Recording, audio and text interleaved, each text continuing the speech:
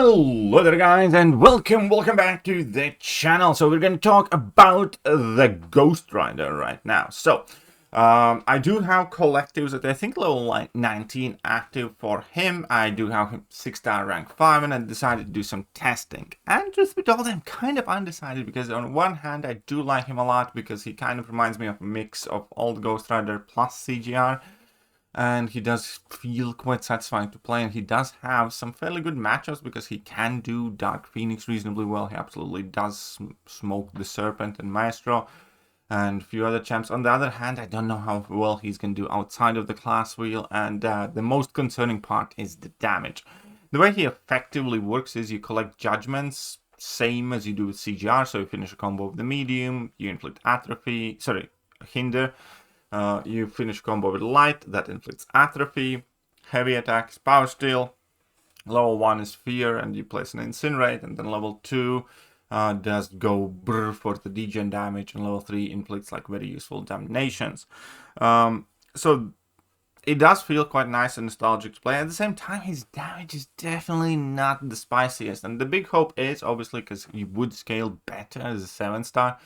And that damage would kind of like turn out to be enough, and it kind of depends on how much he can get done in like one full rotation, really, because he is kind of like build up, cash out, and build up type of champion. Initially you want to get as many judgments on as possible and get some furies, and here we can see that finishing with light, finishing with medium, dropping heavy attack, dropping level 1. Now relic also gives you a judgment, which is sweet. And then I'm going in for my level 2. After level 2, your opponent gets rooted, and you can inflict a whole bunch of degens. And then you effectively rinse and repeat. Go for the full cycle. So here I activate my level 1. After a light combo ender, I immediately will go for my level 2 to start power stealing the opponent. And then, an added bit of power control is also kind of nice. I also like the fact that you can finish off opponents, push them into red with your level 2, and they're going to be rooted, and those degens can do work. So that is kind of nice too, for sure. And here we can see him finishing the job. So ultimately, this entire thing was level 1, level 2, level 1, level 2, with obviously knowing what you're doing in between. Here I'm wasting like 3-4 seconds, really, just because Winter Soldier was being an a-hole. But still, so this is going to say 1 minute and 20. It should be like 1:15 realistically. And then we're going to go on to CMM. And then we're going to compare his damage output a bit with other champs. And lastly, we're going to go over some of his matchups. So with class advantage, obviously, he's going to be faster quite a bit. In line with his class advantage for most part. So again, we're going for finishing with light, finishing with a medium. Dropping my heavy, chaining it into the special, so I have my judgments going. Now I want to basically just get to my level 2. Again, the order that you choose your judgment is quite important, because the later you activate the judgment, the longer it lasts, basically, or the more potent it was, but the better it is. And here we go. So we are going for my level 2 here. We're going to get a whole chunk of degens there. At one point we had 29 going. And I should not have dropped this level 1. Just going direct level 2 would have been fine. So I could have done this slightly faster. But nonetheless, we're just going to quickly build up to level 2 as I'm still passively stealing her power, which is quite sweet. After the relic, and this is going to be quite a bit of overkill. So again, without that level 1, I would have been fine. And I would have saved myself some 10 seconds probably. But there you go, 1 minute and 3. We can probably do this in like 50 seconds, 50 some. But then first of all, let's compare it to a Mystic Nuke type champion. And, I'm not going to show the entire amount of fights, but obviously Juggernaut 6-star does this fight in 32 seconds. So that is considerably faster, obviously. But, okay, Juggernaut is a Nuke type champion. Let's compare him with Werewolf by Night, which is a type of champion that I personally like. I love a lot. I love that Werewolf by Night is extremely versatile. Dude, and in general, damage is Werewolf's kind of the biggest downside, right? We all know that Werewolf by Night can take a lot of matchups, but he rarely will be like the fastest champion to do so, which has kind of been the only thing that's really holding him back, because he does take Serpent fine. He can do, and he's also kind of one of those champions that does do a ton of matchups, very few of them like the best. But, you know, damage is definitely not his strong suit, and we do not have a full moon now active either. So, and I do not have a relic active at this time, so relic would have helped his damage for sure, because I could have extended the combo or two with the help of that relic too. So without the relic, Werewolf by Night, who's again not known necessarily for his damage, in same matchups obviously, because none of these matchups really help either of these champions. There aren't like many buffs going around for them to take benefit from. 1 minute and 5. So Werewolf by Night is faster than Ghost Rider is, and he was faster in the same matchup too, Captain Mile move. So damage is definitely a concern to me. And again, if we're putting up Ghost Rider against like Kushalas, Nikos, and Shatras, and Tigers, and everything else, I do feel like that could kind of be a deal breaker. I like the guy, and I want him to be good. I want to make that perfectly clear. I do think he has some cool abilities. I do like his rotation. I do enjoy that you are quite flexible in when you activate what. But given the fact that he has no defensive value, I just don't know how well he kind of fits in with the rest of the Mystic class. Whether he has a chance to kind of like make his way on the higher upside, or whether he has a chance to make your Balion's deck, for instance. And here we can see that, you know, with that bit of regen, that can be useful. Obviously, it's significantly worse than it used to be.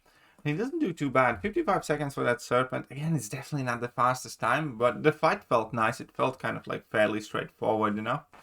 Maestro, he does better. And this is, by the way, Ascended level 2 rank 4 Maestro. So this Maestro is quite chunky. And I'm using 5 stars here for my testing purposes, because that's more realistically in line with Balion's speed. Chip damage here is exaggerated, but health to attack ratio is as it should be. And then, yeah, here we are.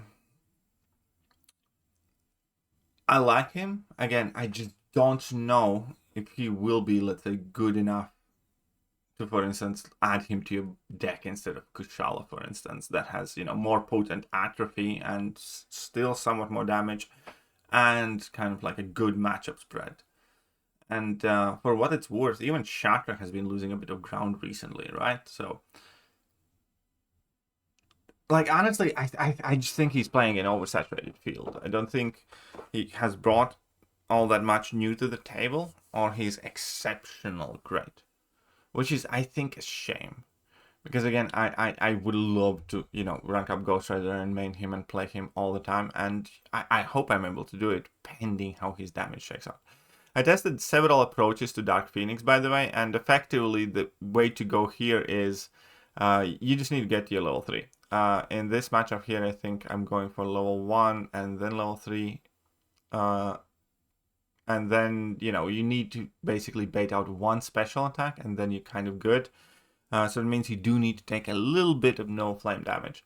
But Dark Phoenix matchup is a bit tricky, because it is a bit of a balancing act, because you need to make sure your Dominations are active when you're going to kill her, and that means you must have thrown your level 3.